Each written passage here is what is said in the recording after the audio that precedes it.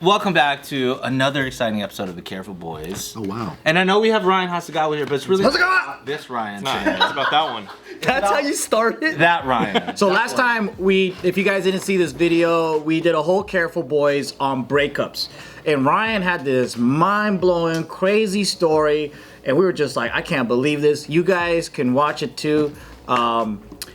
Because that one is gonna have to lead to this one. You need to know part one. Yeah, so make sure you go click that, part one. Wait, it's called Off the Record, Our Worst Breakups Ever. Yeah. Or Our Worst Breakups with a sad face, not emoji, but typing. And off camera, Ryan was like, I actually got more to that. So we were like, oh. Yeah, like right after the cameras were off, I remembered the rest of what happens, and then I was like, damn, it gets really bad. So quick summary for those who don't know. Can we do a quick one? Yeah, Very quick. I need a TLDR. I didn't watch this video. Quick summary, one of my earliest relationships when I was like, I think I was 18. Yeah, we had a really bad breakup where a person died as a result of like the chain reaction of events.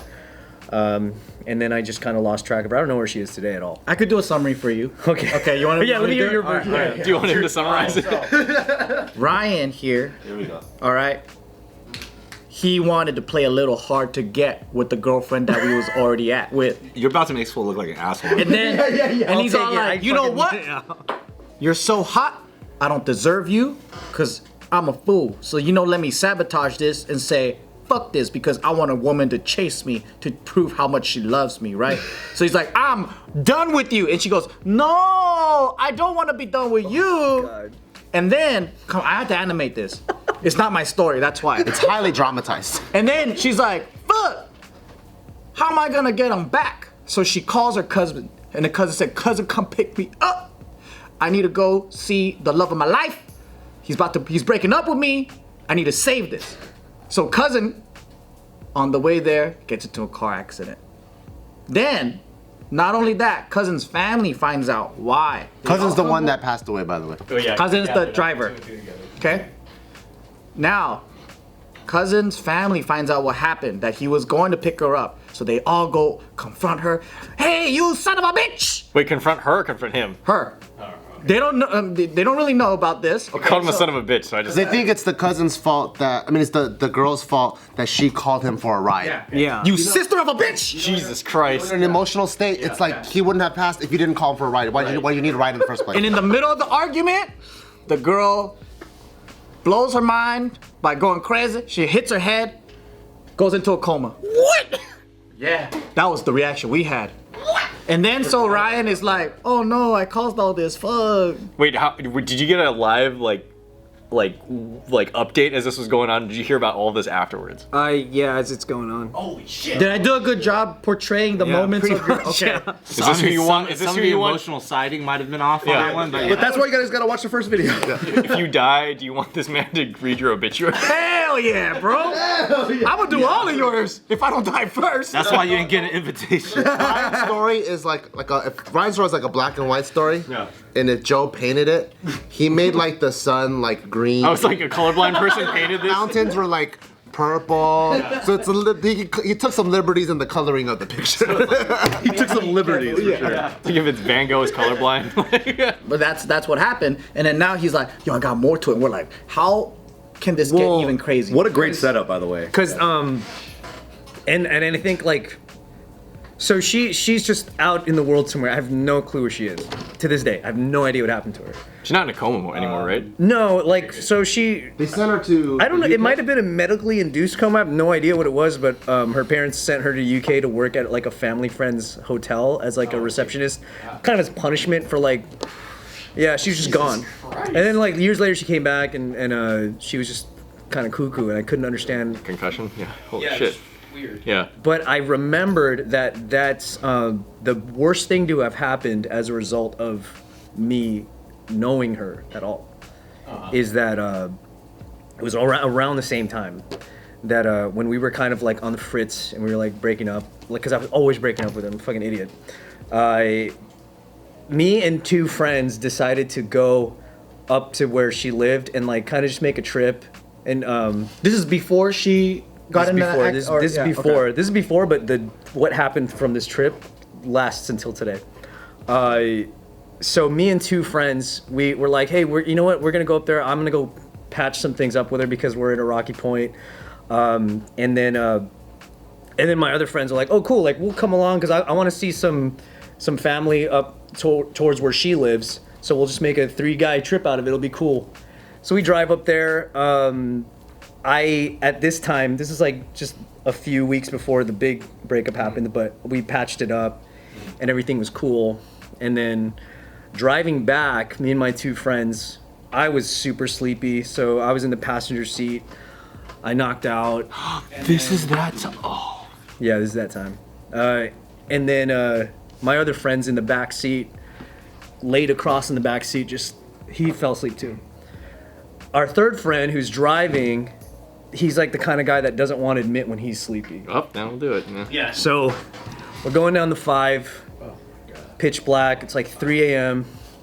I wake up in the middle of him going, oh shit, and spinning out. And then literally right when I woke up, we're just like spinning out and rolling down the side of the hill. Oh my god. And I'm like just looking around me, like what that shit looks like, it just looks like a car's getting fucking smaller and smaller, and you're just like looking. Holy shit. It's just like a can that's being crushed in your side of a Coca-Cola? Yeah, that's exactly what that is. And then it freaking tumbles down the hill. Jeez. I knock out, I don't know how long I'm out. A hill? You mean you guys were on the side of a cliff or something? Something like that. Yeah, it's like an embankment. You know, like how the freeways sometimes raise. Oh yeah. Yeah. So it goes. You're saying down. 5? Is it because you're going up to NorCal? Yeah, we're passing through what's it called? Kern County.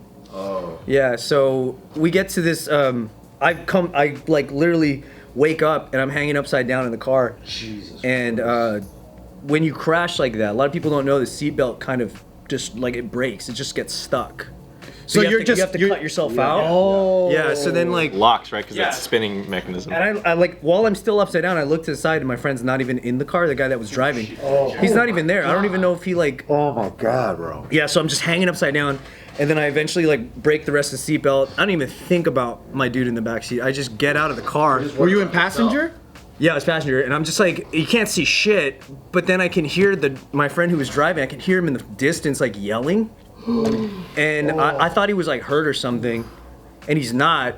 He's just running around in circles, and he's like yelling to himself, and he's freaking out, and he's like, oh fuck, oh my god, like he's just like kind of like, I guess he's just getting into that mode. Like he's in shock. Yeah. And I kind of have like a weird state where like when things like that happen to me, I don't really go into fight or flight. I'm just kind of like, whoa, you know, and I go up to it, and I'm like, dude, calm the fuck down, like what's wrong with you? And he's like, oh, I killed him, bro, I fucking killed him.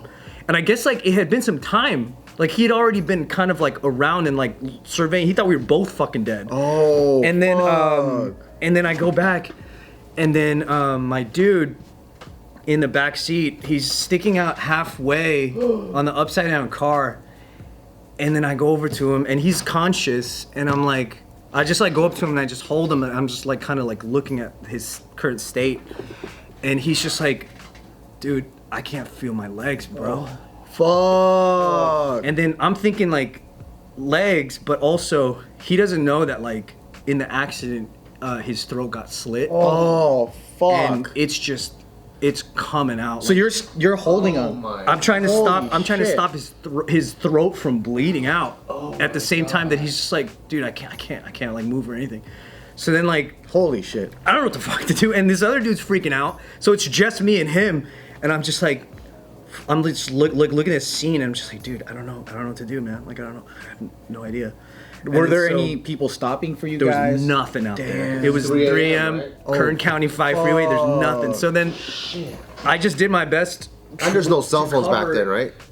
Because it's like, what, 18, 19? Not, well. Or maybe an old school phone? All my shit, I think my wallet, everything flew out the window. Yeah. So I didn't have anything. So I tied him up or something. And then like I ran to the freeway, which was like, I had to climb up the hill and went to the freeway. And my other dude's still fucking going nuts. We're like on the side of the mountain? Yeah. And then I climbed up, I went to the road. I was like, 3 trucks went by, didn't stop. And I was like, please stop. And then like finally a trucker guy stops.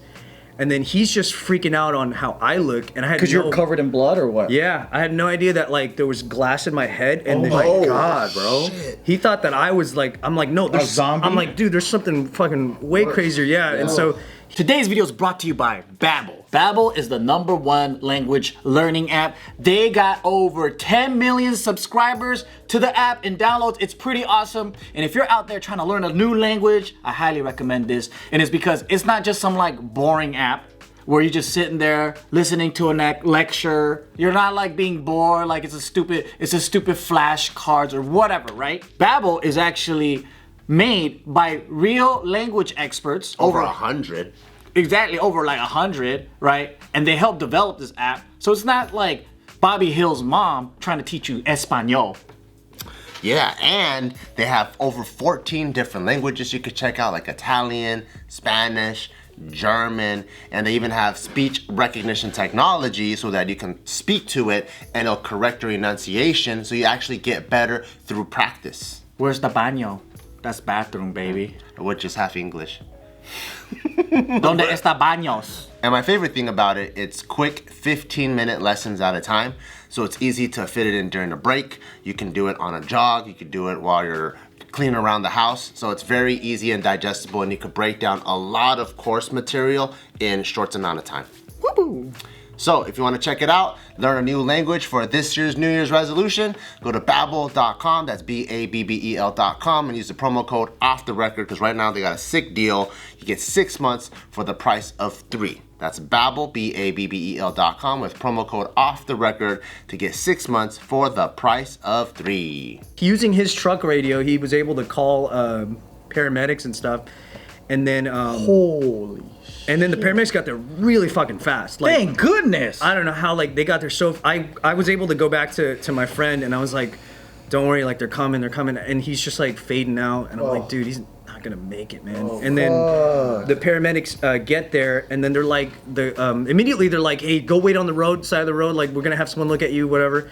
And then I go over there to the side of the road, and I'm just like, I'm on the road with like a different EMT.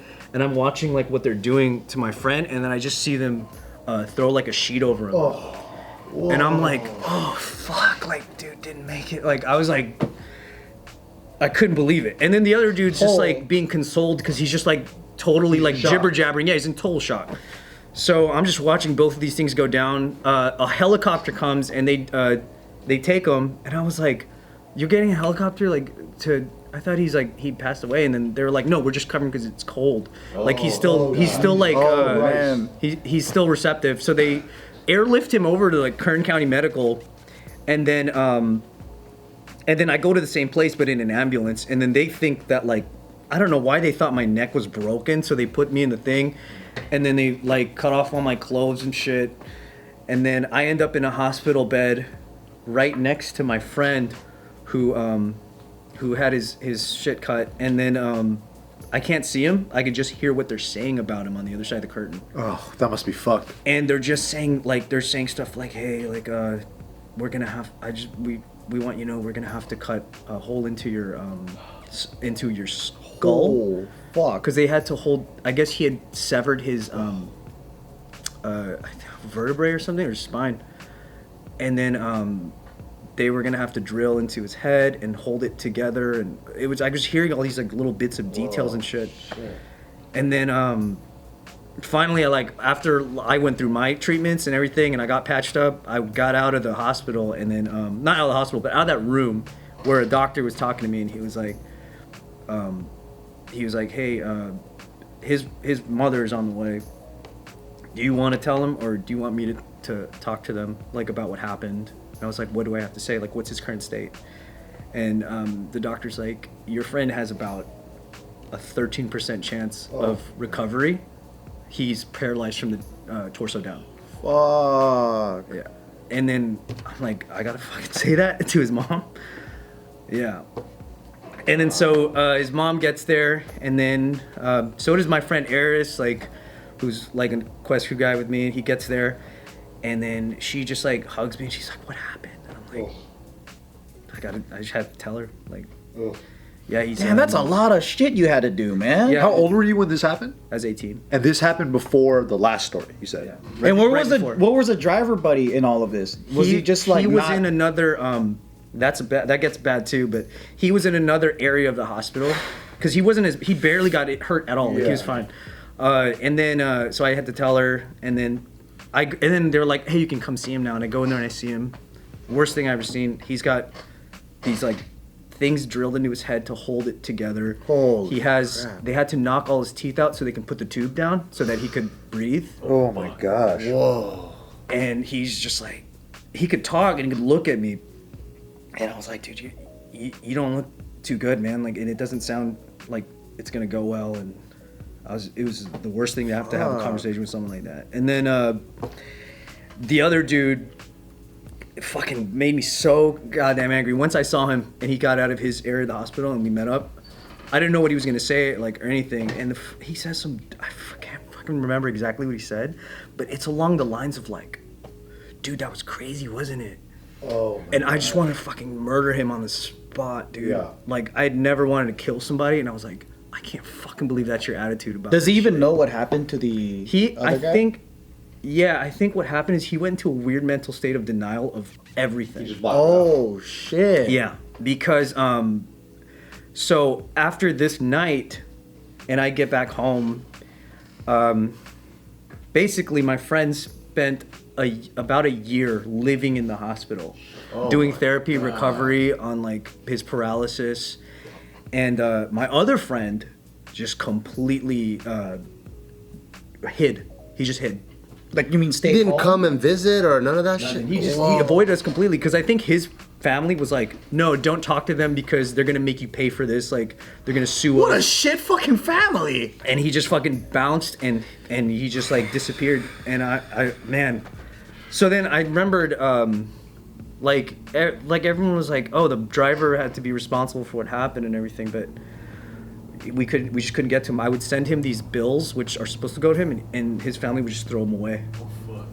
And then, Whoa. yeah. Did you have any physical damage from the whole crisis? No, I just lost, like, I'm bald on the top of my head from the glass. Like, you could never see it, but From a lot of places, or just like... yeah, I just have like little cuts. Like if I were to buzz my head, it would You'll look see like it. lines and shit. Yeah. Holy shit.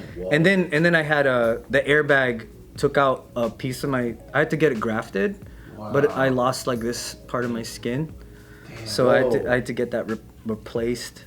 Yeah. So your buddy in the back seat who was knocked out, he wasn't wearing a seatbelt. He wasn't wearing a So he just laid down on the. He wasn't wearing a back. seatbelt, and so like when you're not wearing a seatbelt and someone's rolling, you Yeah. just like you get the worst of it. And then so he's in the hospital for about a year, and probably the worst thing about him being stuck in that hospital and he can't move and he's it's not that, it's the fact that like when I visited him, I was like, hey man, like how's he was like just slowly getting better. I'm like, dude, how's it going? And he said the worst thing is that his parents were going through a divorce. Oh my God. And he had to like, or they had gone through it and now they're fighting about what's happening to him in front of him in the room, and he can't get the fuck out of there. Jesus. Like he said, that's the worst thing. That's God fucked, dude. damn. And even I didn't visit him as much as I should have because I couldn't face what I fucking, because it was my idea to like go out there because I was doing my fucking usual breakup with my ex, and I'm like, can we go? Like it was my fucking idea, so it's like my guilt was there too. Yeah. But like, and I couldn't visit him as often as I wanted to. I felt so fucking guilty, and then so after that year, like he's now like it moves up to like being in a wheelchair, and he's doing like incrementally well, and then he moves over to crutches the year after that, and then he moves over to cane. And then he actually fully recovered today and now is a therapist for kids that are going through the same thing. That's wild. You mean fully recovered? Like he can walk? He can walk, yeah. What? Yeah. So he had a 13% chance of walking again. He had a 13% And chance. he was able to walk again. He had a 13% chance of any improvement. Wow. And now he's like completely... That's why I gamble, guys. Riding on that 13%. Yeah, and this dude is like a fucking good guy too. Oh, so you know this guy too? That's why I was you like, know- oh shit, this is. know this story? I've heard this story, but I never heard it in detail. And He's devoted his life to helping people recover like from anything physical. But isn't that like a fucking movie though, right? Like you go through something so traumatic like that when you're so young, and then it shapes your whole life to be helping other people in the same situation. Like that's poetic, dude. It's almost like he was meant to be that angel to like. Yeah. It's an unfortunate situation, but now he can help so many other people that he's like, dude, I've been through it too. Yeah. Dude, what happened to the shitbag? I hope his. Like, I've never heard this story about the shitbag dude who didn't show up for y'all though. That's what makes me go, what? Did he get run over by a bus or something? No, I think like after so many years, like by the 3rd year, and my friend was already in a wheelchair. We would like he came to the house when we were celebrating like the 3-year anniversary of his recovery and stuff. Wow. And I think like me and my friend both agreed like, yeah, he just went through some like mental shit. He's fucked in the head now, but whatever. But he's like, if that's how he deals with it, fine. You know, you recovered, I recovered. Let it be what it is. Like what are we gonna get out of him, you know? Yeah. So we're still friends, and like we'll still meet up to this day and just, you know, be cool. So he never mentally recovered from that incident. So it got worse and worse, and then now he just lives in a delusional world. I think it's just easier to not give him shit about it because you're not gonna get anything. Is there still like lingering feelings, or is there closure, or like, you know, are you guys like on the same page at all? It's like, I don't know. I personally, like, when I think about it, for me, I still feel really guilty. I think it's nice to know that like my friend entered that world of like being a therapist and going to school for that and finishing, and now he's this hero for like other people. Yeah. That I think I want to use that as like a way for me to feel better about it, but I don't. Like I still feel like it was my fucking idea. Yeah. If I just never said it, if I didn't have a tumultuous relationship and let you be the collateral damage of that, like, and you did it again afterwards. That's why this is worse. This is so fucking crazy. Joe didn't let him have that moment, bro. He's like, remember, you did this twice.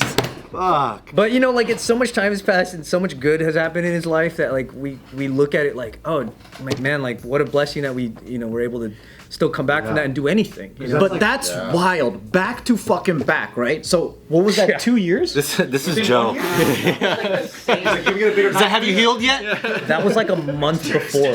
A month? Yeah, it was like he was still in the hospital by the time the breakup story that I had actually happened. He was still. I mean, that must have been a just crazy emotional roller coaster for you. Where it it's was like, a lot of shit. Yeah. Within a month. Yeah. Were you like depressed later that year, or like, how were you able to handle it? I think it's just like because I was so young and like I just thought that everything was dramatic. Like my impression of the world was that it was always like this. Yeah, it's supposed to be. Because it happened back. Like to if it back. happened to me now, I would be a fucking wreck. But like back then, when I was like this kid that was always. Like my life was always filled with like extremes. Yeah. I was like, oh, this is just the fucking world, you know? Yeah. Like nothing just normally happens. But I mean, all those things, it's not your fault. Like, it's like, dude, you're just doing young boy shit, which is like, hey, I want to go see my girlfriend and break up with her. Or whatever. Like, that's, who would have thought? You know? I Like, mean, you can't. Like, all those things are, you're not the only person that broke up with someone on the phone, and then they're like, yo, I need a ride to go see my boyfriend. Like, that shit happens all the fucking time. Yeah, I mean, the root of it still is, like, if you're sleepy, let someone know. That's basically, like, the root of Hell yeah. how to not get into an accident like that. But still, it's like, you can't help but, like, feel, like, weird when you kind of stoked everyone's fire about doing it in the first place. Then it's kind of like, I always wondered how much, if anybody secretly was blaming me, you know? I mean, but there's 3 people in the car, right? Everybody could have stayed up to fucking keep the driver up. The driver could have spoke up and been like, I'm tired, guys. Like, there's so many things that could have happened. There's a lot of variables. It's not just the motive of let's have a road trip. That's the blame of everything. Yeah. But, you know, as a rational human being, someone that has empathy for other people's situations, I think it is natural to be like, yeah, I feel guilty about it. I think that's normal. This never would have happened if I started it. Yeah, and if you didn't think that, I'd be like, you're kind of fucking crazy, right? Just deflecting the blame. Exactly. Yeah. And it's like, yeah, you took your responsibility for whatever happened. And once again, like what Joe said, it's not, I don't think it's anyone's I fault. could fucking invite you to lunch tomorrow, and we'll on our way to In-N-Out, something can happen too. That's you know? true, yeah. Like, and I could be like, if I just never invited him to get that double-double. Yeah. God damn. Yeah, it's, You know? it's a lot. And you know him, so you know, like, how things didn't turn out dismally. Like, it ignited something that maybe otherwise wouldn't have happened. Yeah. That it's a very strong positive. But it's, I never talked to him about like this part, but it's still hard to look at him and like be fully happy for what he's achieving. Because I'm a little bit like, There's a piece of you in that. I sort of forced you to have to make the best of this. Yeah. He's doing fucking phenomenal things with life, better than many things that I would consider I do. So I think it's okay to at the very least be able to look at him and be like, yo, this is some higher purpose shit. For real. You know what I mean? Yeah. For real. Yeah, it is.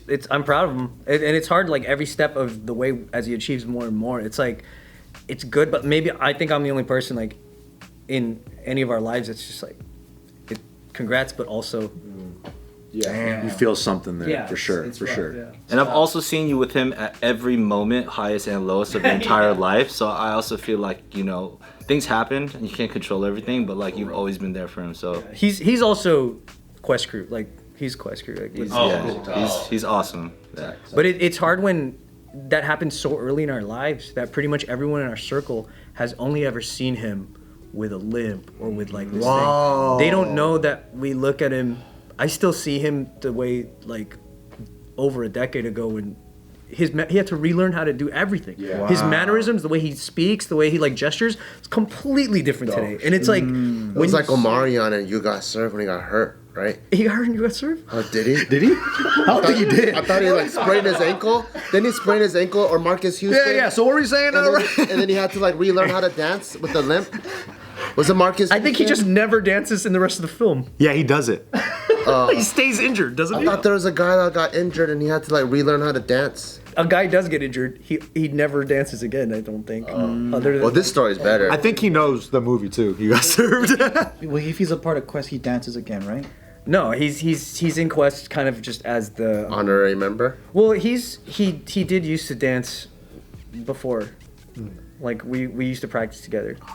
Now he's just a therapist. Like he takes care of us, you know, like So he's like the team, like but he's family physical all the way. therapist. Yeah, he's family all the way. Sure. That's tight. Yeah, but yeah, it's like it's hard to know that like, man, like I still can't unsee the old I saw it. like, you know, like when you know someone and then you see them relearn every physicality they've ever known, Yeah. it's a trip. Like, I bet. you know, That's crazy. yeah. Well, thanks for sharing, man. Thank you. Yeah. That was a really crazy story. Yeah, I'm pretty I mean, sure he's- everyone else watching too is like not only like in shock, but then inspired by what your homie did. Yeah. You know? It's a very good story. I think like for people that he helps out too, because it's like he came back from 13% Yeah. paralysis from the torso down. Like he was just a body in a bed Damn. for a year. And to think about how severe the accident was and the position that he was in, I think most people would have died. Yeah, most people just give up. Dude, and be that's like, scary to me. You know, They would have died in that accident. So it's why try? And it was a very slow, long recovery. It's like a year in a bed, a year in a wheelchair, a year on crutches, a year on a cane. Now he has no cane and he just walks and does his thing and, you know. good for him, bro. Yeah. Good for him. He's a good dude, but that was, again, like when I remembered that was so deeply connected to that bad breakup story, I'm like, this is eons way heavier than like, fuck my relationship shit. This is like, Get me teary-eyed, bro. life, yeah. I think the appropriate outro song is Beyonce's Survivor. We can't play that. We'll get the channel. Survivor, I'm gonna